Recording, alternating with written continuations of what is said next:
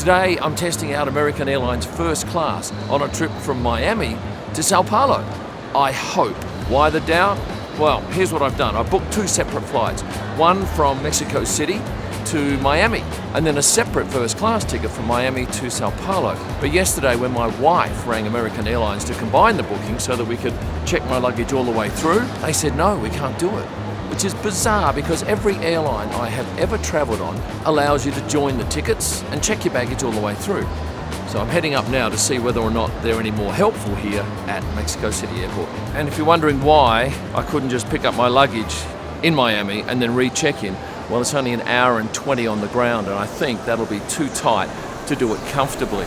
We are not allowed if you have separate bookings. If they're together, we can. But if it's separate, it's two separate contracts, we are not allowed to. If your booking gets only to Miami, the bag goes only to Miami. Then you have to claim it and recheck it there. Well, in typical American fashion, no, that is not possible. You can't check your bags all the way through. You should have bought a ticket, a through ticket, not two separate tickets. So now the drama is, do I have enough time to clear customs, pick up my luggage, and then recheck it?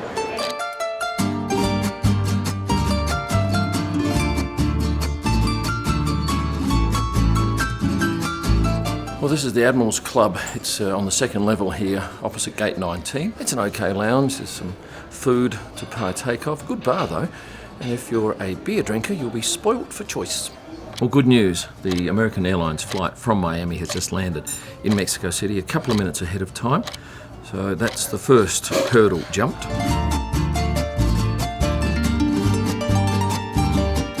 I'm safely on board and it's filling up, not as quick as I'd like, but I think it's going as best as I could plan. Just flipping through flight radar and looking at some of the last flights, it appears that a lot of them arrive just after 7 p.m, but there's a couple that arrived at 7:48. If mine's at 7:48, I'm cactus. Now, first of all, I need to say thank you to Holofly for sponsoring this video. Holofly provides eSIMs that allow you instant access to data in more than 200 locations, with more than 155 of them offering unlimited data and 162 with hotspot capabilities. I spend more than 200 days away from home, 21 countries a year, and I hate fumbling with physical SIMs. With Holofly, I get unlimited data in most places and can keep my normal SIM so I can retain my WhatsApp number, contacts, and much more. Plus, the setup is so easy. You can purchase online or directly through the Holofly app. If you're traveling soon, check out Holofly. Trust me, you'll never want to travel without them again. And if you click the link in the description or use the code KIM-ELLMAN, you'll even get a 5% discount. It's 2:22 now and we're about to take off, and I've got to tell you, this is not the way you want to travel because I'm not sure how this is going to end up.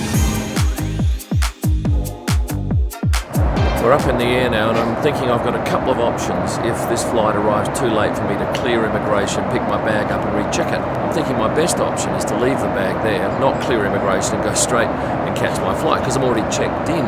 Or I go and grab my bag and then try and check in. If they say it's too late for the bag to make it, I say send it on another flight. That's no drama, even if it costs me some money.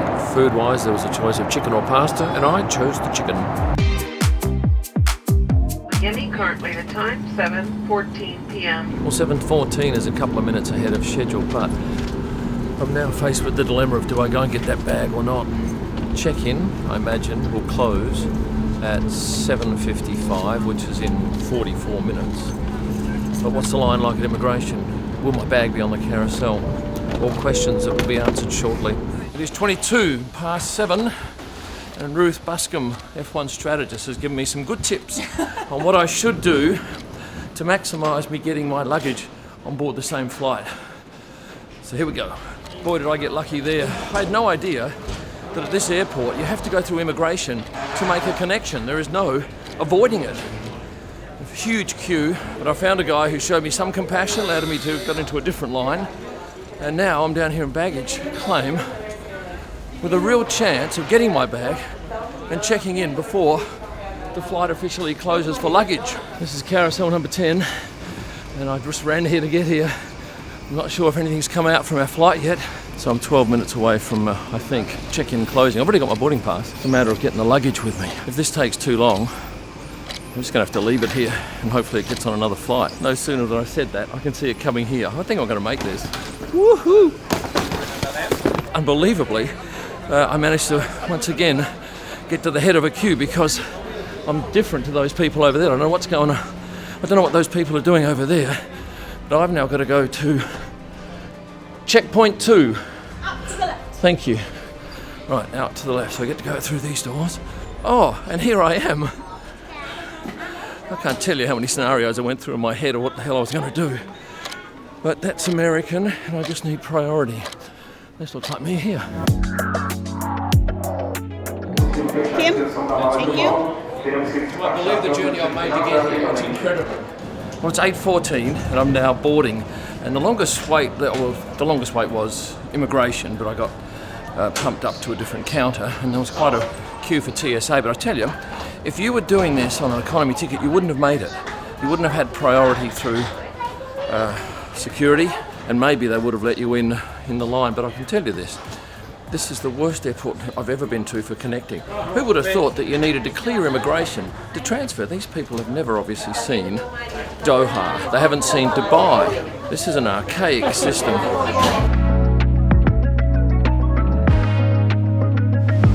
Well guys, this is a 777-300ER, and this is American's flagship first class product. First impressions? So-so. Not great. Certainly not anything like Emirates, anything like Swiss or what's the other one? Qatar. But certainly better than the business classes. There's more room. There's only 8 seats in this cabin, and straight up we're offered a glass of bubbly. This is not the good stuff. That gets offered after we take off. Just after my meal order was taken, we got our pyjamas. This is from a company called Nest Bedding, and on the seat when I got in, there was linen, a nice mattress and a quilt. Now, I'm always intrigued by what airlines put in their amenities kit, and I really never have that high up expectation of them, so let's see what we've got here. Obligatory socks and mask. We have a dental kit, a refreshing hand towel, some earplugs, and of course the mandatory hand and body lotion, facial mist and lip balm. Well, this one's not bad. It's got a bit of a lemony taste from a company called Relevant. This seat actually swivels to make a lie flat bed, and I'll show you that a little bit later when I'm ready to have a kip. You have a partner travelling with you. They can sit on this little dicky seat where your feet normally go when you're sleeping and dine with you. There's a tray just underneath my tripod here. Bang & Olufsen headphones, fantastic. And a whole lot of plugs over here, more than you'll probably need. And this is the controls for the in-flight entertainment system. I've got to say that you should never ever do what I did tonight. It was a ridiculous thing, and I should have given myself at least 2.5 hours on the ground to make this flight comfortably. But having done it, Thank you. I've done it in the most efficient way. I've probably had the shortest connection time of anyone in the history of Miami Airport. I noticed my fellow passengers here are already suited up in their pyjamas. They've got their mattresses on their seats and they're quilted up ready to sleep. This flight is in the order of 8 hours, which is good for me. I think I'll have an hour awake, 6 hours sleep, and then an hour at the other end. And so why did I come this route? It was a lot cheaper than going direct business class with someone like Aeromexico or LATAM. And LATAM, I think, was a 222 in business class, which, no thanks. So by doing this, I've saved, I think, about $1,200 US. I get to fly first class for the long leg, but I had a lot of worry. And a couple of times through that process, I'm thinking, I'm ahead of schedule. And then a couple of times, no, I'm behind schedule. And there was only one person in the airport that said, no, you're not going to make it. Well, look at me, I made it. Well, we left the gate pretty much on time, and we're now preparing for takeoff on this Boeing 777-300, and it's a beautiful night in Miami.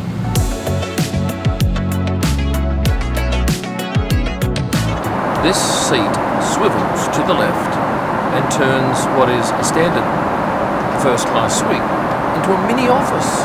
How cool is that? First up it was seared ahi tuna, which I liked, or maybe I just liked the creamy sauce, but also a beautiful baby spinach salad, which I thought was the standout. I ordered the filet mignon, and I gotta tell you, don't get it, it's just way overcooked.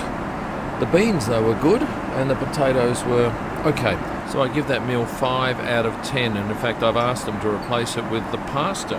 So let's have a crack at this one. A serviceable 6.9 out of 10, but the standout was the caramel apple butter cake with ice cream. I'm going to give that a solid 8.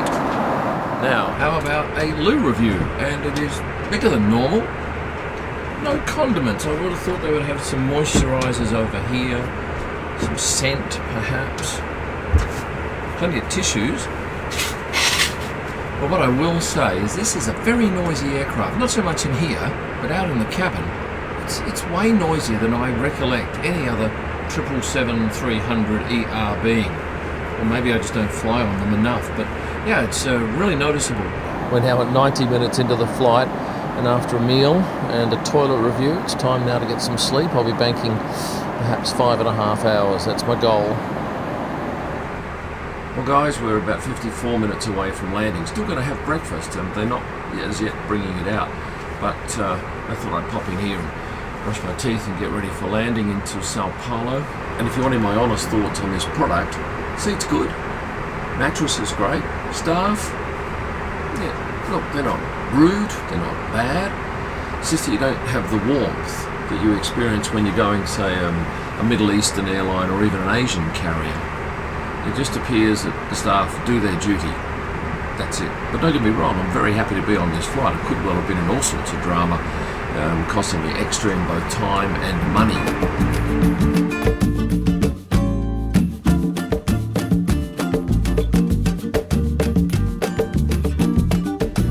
Arriving into São Paulo was the polar opposite of Miami. There was no one at immigration, so I was through in 2 minutes. And now waiting here for my luggage. We'll see how long it takes.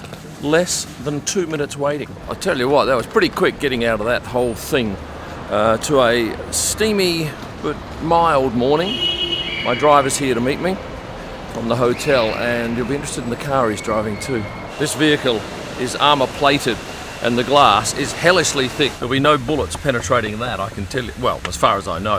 In fact, I've got a video coming up talking about armoured cars and what the F1 drivers drive to the track in just 2 races. How are you, Daniel? I'm fine, and you? Excellent. Sao Paulo traffic is typically bad, and again, I've got plenty of it today. 2 hours to the hotel is a fair ask, although arriving at this time, and all my flights into Sao Paulo always arrive early morning. Still, at least I'm comfortable.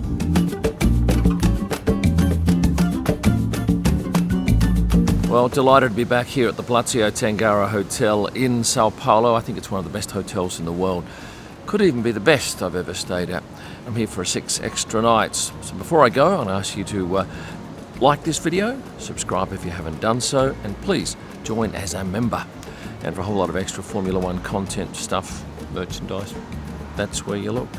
Thanks for watching, and never transit through Miami, and stay passionate.